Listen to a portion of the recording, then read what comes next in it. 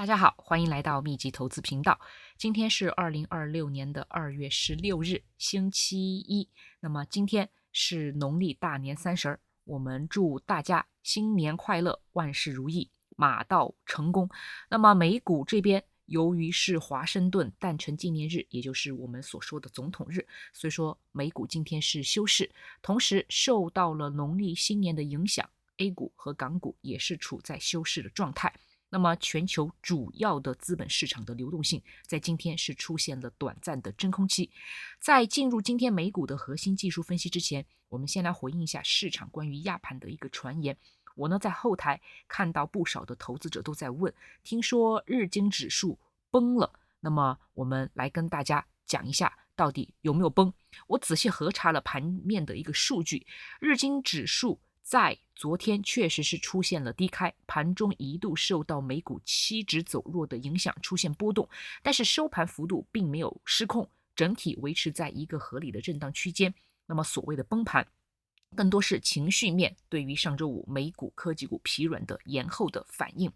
但是日经这边的走势传递了一个非常有价值的信号，在美股休市期间，全球资金并没有选择抢跑抄底，而是选择了观望，甚至是避险。这说明全球资本对于本周二美股开盘后的方向依然是持有极其谨慎的一个态度。那么这种谨慎是否合理？上周五我们可以看到大盘都是出现了一根小阳线，那么到底是止跌企稳的信号，还是下跌中继的诱饵？那么接下来我们这期视频主要是通过 SPY 和 QQQ 的日线图来进行深度的技术的拆解。那么在上周四、上周五，我们带大家是做了一些强反弹的，那么大家可以看一下我们会员群朋友盈利的一个情况。如果大家想在新的一年里面好好的来改善自己的交易计划，好好的赚钱，那么欢迎大家一定要来加入我们的会员群，可以来扫码或者是来点击视频下方描述栏的这个链接，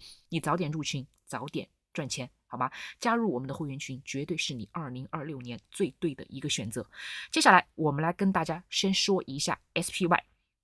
我们把目光聚集在这3根的 K 线组合上，那么这是一个非常典型的教科书级别的空头运线，或者说是内包线的结构的变体。我们可以看到大阴线这边它确立了什么？空头的主导。上周四 SPY 收出了一根实体极长的阴线，直接的击穿了短期的均线支撑。这根 K 线代表什么？代表其实有很多的机构的资金有一个坚决的离场，它是空头力量宣泄的一个标志。周五的话反抽，我们可以看到就是在这里有一个反抽，反抽的幅度比较的小，那么收涨0.07%，收盘价是在哪里呢？是在681.75这里。请注意，这根阳线实体非常的小，而且被包裹在前一天大阴线的实体的下部分。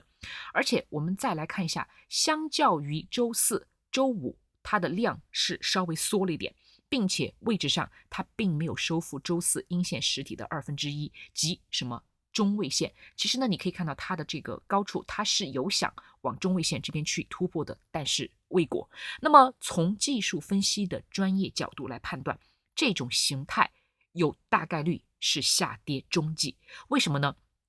因为周五的上涨它并不是多头的主动进攻，而是空头在长周末前的获利了结。主力资金不愿意在休市的3天里承担地缘政治风险，所以平掉了部分空单，导致价格自然上升。我们可以看到现在它的这个走势就是在布林中轨，也就是在20均线的一个下方，正在试探这里的一个支撑。如果周二不能迅速的站回到这个上方，那么我告诉大家，布林带的开口它肯定会向下打开，意味着新一轮单边下跌的趋势即将可能有一个开启。下方的一个关键位置在哪里呢？我来跟大家好好的讲一下，下方的一个关键的位置就是在大概676附近。那么一旦有效的跌破，它会形成 lower low， 也就是更低的低点。这个在道氏理论中就是下跌趋势将会正式的进行确认。上方的一个阻力位大概是在687这里，这个呢也是周五尝试要去突破的一个高点。只有放量突破这里，才能够暂时解除下跌中继的警报。所以说大家好好的紧盯着这两个位置，好吗？那么如果你想要盘前盘中最新的点位和方向的指引，那么欢迎你一定要加入我们的会员群，我是来不及出这个视频的，好吧？那么接下来我们再来跟大家讲一下这个 QQQ， 相比 SPY。QQQ 它的这个图形的走势会更加的令人担心。我们可以看到，目前它的这个价格就是在601.92附近。虽然周五上涨了0.21%，但是这根 K 线同样是一根极弱的十字星小阳线，悬挂在半空中。这里有两个很危险的技术信号，第一个就是均线的压制，我们可以清晰的看到5日均线和10日均线大概率已经形成了一个死叉，并且价格被死死的压制在短期均线下方。这就意味着每一次的反弹都会遭遇套牢盘和算法交易的自动抛压。再来，我们来看一下 MACD 这个指标有一个背离，我们可以看到就是结合这个价格的走势，有一个更低的高点，从636.6回调至今，动能指标依然在有走弱。周五的反弹并没有修复受损的技术指标。那么如果说 SPY 还在挣扎，那么 QQQ 它的一个形态更像是在构筑一个旗形整理的旗面，那么通常是下跌途中的一个休息站。所以说下周你一定要注意，如果说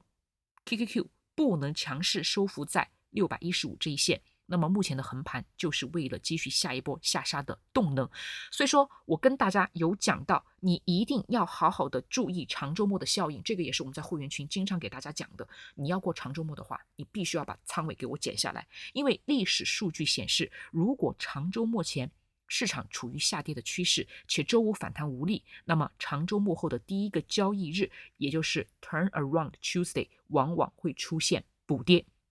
好了，脱离宏观技术去谈技术的话是片面的。为什么技术面会出现下跌中继的一个状态？就是因为我们现在国际宏观的环境正在发生深刻的一个变化。所以说呢，我这里不得不跟大家提醒一下，你一定要去多看一看美元指数。美元指数代表着最近国际汇市并不平静，尽管美联储的降息预期在摇摆，但是美元指数仍然是维持在强势。这个对于以美元计价的跨国巨头，也就是 QQQ 里面的权重股来说，构成了业绩上的汇兑的逆风。强势美元正在收紧全球的美元流动性，这个对于风险资产，也就是股票来说是利空的。地缘政治也是有利溢价的，虽然今天不谈具体的政治事件，但是近期中东以及东欧的局势的反复是推高了黄金和石油的价格，资产正在从一些进攻型的资产，比方说股票，流向了防御型的资产，比方说像大宗商品还有债市。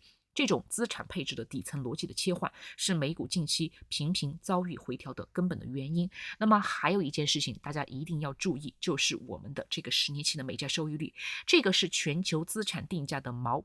上周虽然 CPI 数据过后收益率有所回落，但是依然处在相对高位。只要无风险利率维持高位，纳指的高估值就难以维系。那么周五的反弹很大程度上是因为收益率暂时的回落，但是这种回落是否具备持续性，那么目前看是有一定的存疑的。所以说我们再来跟大家结合一下上周的市场，我们来看一下到底现在的美股是什么样的一个情况。上周的走势我们可以概括为一句话，就是数据利好下的情绪的崩溃。尽管 CPI 数据并没有爆雷，甚至部分解读为利好，但是市场仍然选择了向下进行调整。这说明市场的交易的逻辑已经从宏观数据的博弈转向了获利盘兑现和技术面的修正。我们可以看到周四的大阴线，它其实是有破坏此前单边上涨的一个格局的。那么基于现在我们初步认定 SPY 和 QQQ 目前是下跌中继的形态，所以说对于明天的走势我并不是非常的乐观。那么明天大概率它会有一个低开，或者是平开后迅速的下探，还会去测试一下上周五的一个低点。所以说关键的一个点位，你就看上周五的这个低点的支撑的一个力度。如果说开盘半小时内跌破这两个点位，那么下跌中继是可以比较明确的。那么如果说盘中有企稳的信号，我会第一时间发布在我们的会员群，好吧？那么我们再来跟大家讲一下其他的个股。如果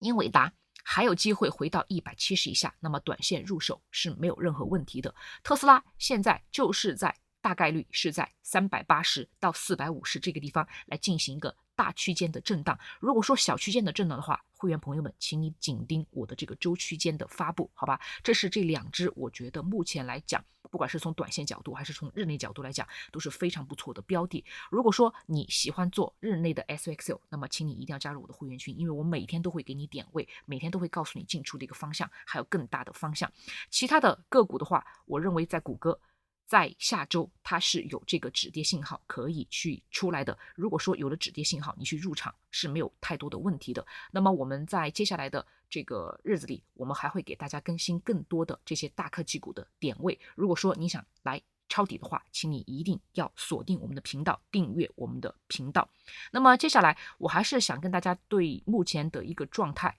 美股的状态来做一个补充。我认为现在市场它是可能会处在一个回调杀跌的初期的阶段。